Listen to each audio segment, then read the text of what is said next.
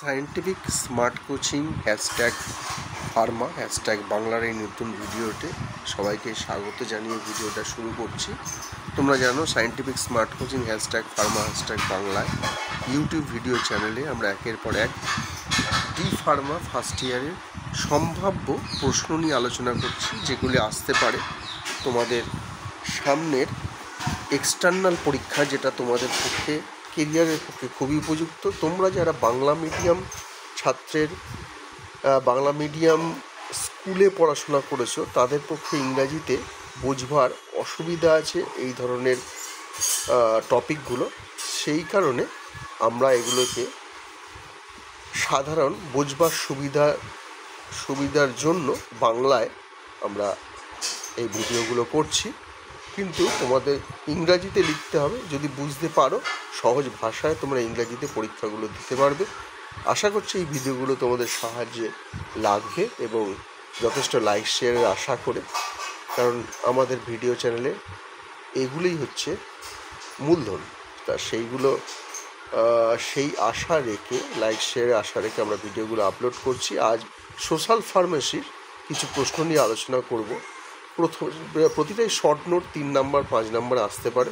Fortification of food, তাহলে fortification of food জিনিসটা যদি জানতে চাও, তাহলে জিনিসটাকে এইভাবে তোমরা ব্যাখ্যা করবে। কিছুগুলো পয়েন্টে আমরা আলোচনা করেছি। ফর্টিফিকেশন অফ ফুড ডেফিনেশন অর্থাৎ কাকে বলে। It is deliberately increase. Deliberately, কিছু শব্দগুলোর মানে বুঝে নাও। ডেলিবারেটলি মানে ইচ্ছাকৃতভাবে, ইনক্রিজ মানে বাড়ানো, অর্থাৎ ইচ্ছাকৃতভাবে বাড়ানো হয় the content of the essential micronutrients. The content মানে পরিমাণ, অফ দ্য এসেন্সিয়াল মাইক্রোনিউট্রিয়েন্ট অতি প্রয়োজনীয় খাদ্যের উপাদান, ইন ফুড অর্থাৎ খাদ্যে। তাহলে ইচ্ছাকৃতভাবে কিছু মাইক্রোনিউট্রিয়েন্টস বা অতি প্রয়োজনীয় খাদ্যের ভেতরে এদের উপাদান থাকে, যদি কম থাকে সেটাকে বাড়িয়ে দেওয়া হয় ইচ্ছাকৃতভাবে। কী কারণে? আপনার to improve it's nutritional quality, improve করার জন্য, অর্থাৎ কিনা কোয়ালিটিটা বাড়ানোর জন্য, নিউট্রিশনাল অর্থাৎ খাদ্যগুণ, পুষ্টিগুণ বাড়ানোর জন্য এইভাবে করা হয়। তাহলে ডেফিনেশনটা বুঝলে এইভাবে দেখো, পয়েন্ট কমা দিয়ে আছে, অল্প অল্প করে পড়ে, অল্প অল্প করে বারবার যেরকম মানে আবৃত্তির মতন পড়ে তোমরা এটাকে ডেফিনেশনটাকে বা সংখ্যাটাকে মুখস্থ করে দেবে। আশা করছি এটা সুবিধা। পারপাস, কী উদ্দেশ্যে? প্রিভেন্ট অর কারেক্ট, অর্থাৎ কিনা কারেক্ট করা হয়, কারেকশান করা হয় কিসে না? ডেফিসিয়েন্সি ডেমনস্ট্রেটে, যেটা ডেমনস্ট্রেট অর্থাৎ জানা এরকম খাদ্যগুণ কম আছে, এরকম খাদ্যের কারেকশান করা হয় মাইক্রোনিউট্রিয়েন্টসের। এক্সাম্পল দেখো, আমি একটা ছক করে দিয়েছি, ছকটা একটু বড় করে দেখবে।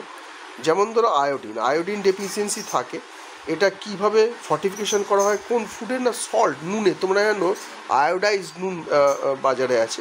তাহলে আয়োডিন এই ফর্টিফাইড নিউট্রিয়েন্টটা কোন কমনলি নিউট্রিফাইড ফুড? সল্টে দেওয়া হয়। আর হেলথ বেনিফিট কি? প্রিভেন্ট গয়েটার অ্যান্ড মেন্টাল অ্যাবিউসেস, মানে মেন্টাল অ্যাবিউসেস হয় আয়োডিন অভাবে, তাহলে এইটা প্রিভেন্ট করে। আয়রন কার সাথে মেশানো হয়? হুইট, ফ্লাওয়ার, রাইস, চালের সাথে এবং গমের সাথে মেশানো হয়। প্রিভেন্ট অ্যানিমিয়া অর্থাৎ রক্তাল্পতা দূর হতে, এরম হুইট পাবে, এরম চালও পাওয়া যায়। ভিটামিন এ, কুকিং অয়েল, মিল্কের সাথে এটা যুক্ত করা হয়। Prevent night blindness. Vitamin A তো তোমরা জানো অর্থাৎ রাতকানা রোগকে প্রিভেন্ট করার জন্য, ঠেকিয়ে রাখার জন্য, ভিটামিন এ ডিফিসিয়েন্সি এটা কমানোর জন্য কী হয়? কুকিং অয়েল অর্থাৎ কিনা রান্নার তেল এবং মিল্ক, দুধে দেওয়া হয়। ভিটামিন ডি, মিল্ক মার্জারিন বা দুধে এটা মেশানো হয়। এটা প্রিভেন্ট রিকেট রোগ, বোন ডিজিজ অর্থাৎ কিনা হাড়ের বিভিন্ন রোগ, রিকেট রোগ প্রতিরোধ করার জন্য। তাহলে এই প্রশ্নটা এইভাবে বিভিন্ন ছকের মাধ্যমে আমরা বুঝিয়েছি, এটা সহজেই পড়ে তোমরা মুখস্থ করতে পারবে আশা করছি। চলো পরের প্রশ্ন হচ্ছে অ্যাডাল্টারেশন অফ ফুড। এটাও দেখো একটা ছোট্ট একটা মাইন্ড ম্যাপ ধরনের বানানো হয়েছে, এটা থেকে তোমরা মুখস্থ রাখতে পারবে আশা করছি। ডেফিনেশন কাকে বলে adulteration of food? Intentional or accidental mixing, অর্থাৎ কিনা ইচ্ছাকৃতভাবে হঠাৎ মিক্সিং করা হচ্ছে সেইভাবে কিসের, of inferior or harmful substances, অর্থাৎ কিনা যেগুলো ক্ষতিকারক বা নিচু জাতের পদার্থ, উইথ ফুড, কোথায় না উইথ ফুড,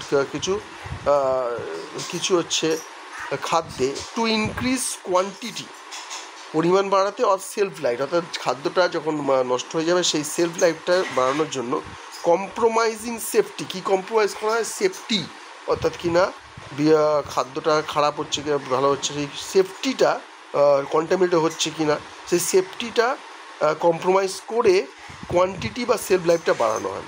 তাহলে এটা যে ডেফিনেশন, টাইপ ক ধরনের টাইপ হতে পারে দেখো, এটা একটু বাড়িয়ে নাও ছকটা।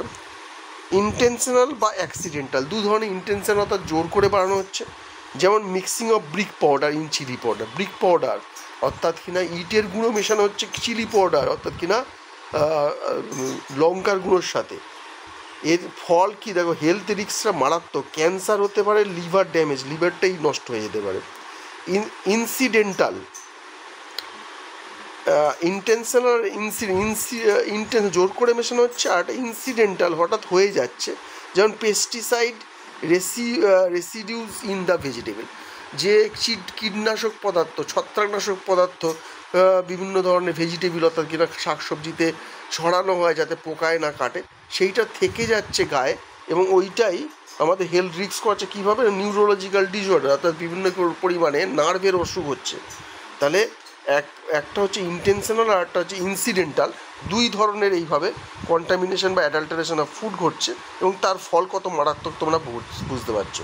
এবার প্রিভেনশান কীভাবে, তো এই ফলটাতে এইভাবে রাখলে হবে না, কী কী প্রিভেন্টিভ মেজার নেওয়া যায়। এক নম্বর ধরো পাবলিক এডুকেশান, যদি বলো ভেজিটেবিলটা অর্থাৎ কিনা যে শাকসবজি নেওয়া হচ্ছে ভালো করে ধুয়ে খেতে হবে, তাহলে এই পাবলিক এডুকেশানটা বাড়াতে হবে, ফার্মাসিস্টদের এটা দেখতে হবে।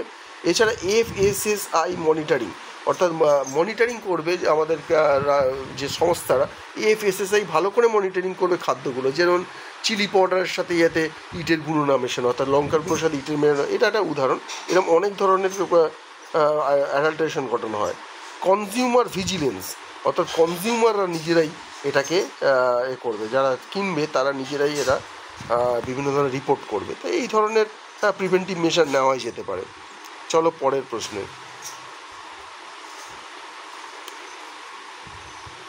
পরের প্রশ্ন আছে importance of water and fibre as diet, অর্থাৎ জল এবং ফাইবার এটা ডায়েট হিসাবে কীভাবে কাজ। Importance of water as a diet, জলের কী ব্যাপার আছে, জলের কী গুণ আছে, ইম্পর্টেন্স আছে। 60 থেকে 70% মানুষের দেহের বডির অংশই হচ্ছে জল।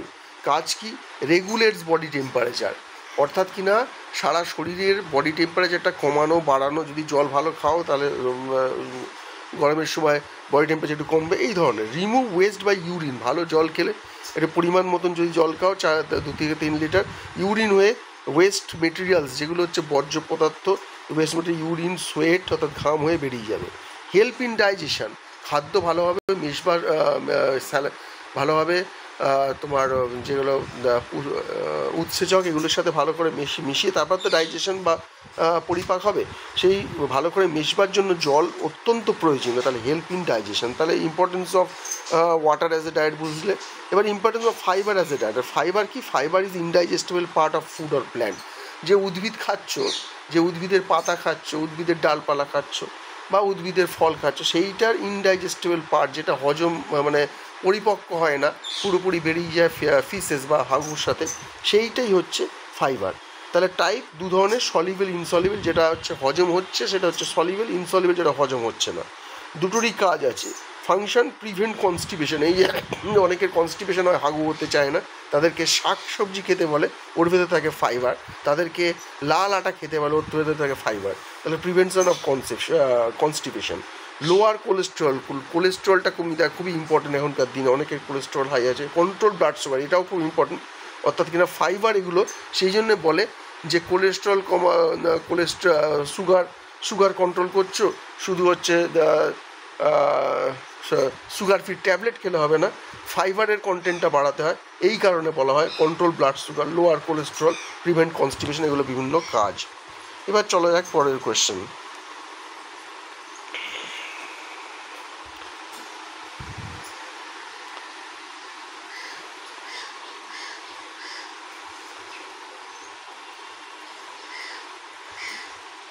পরের কোশ্চেনে আসা যাক। প্রশ্নটা হচ্ছে food poisoning. Food poisoning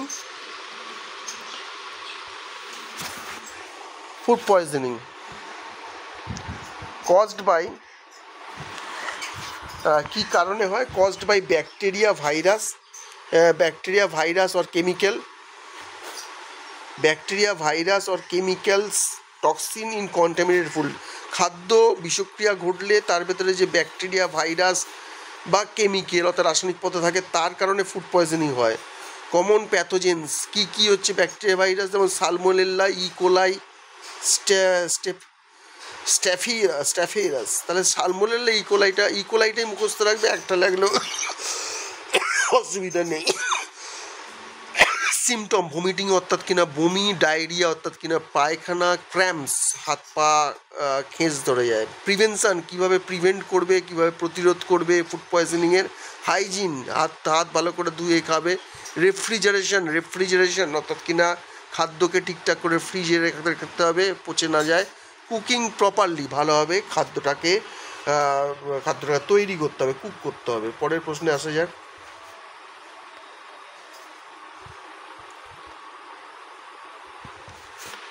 dietary supplement important একটা শর্ট নোট।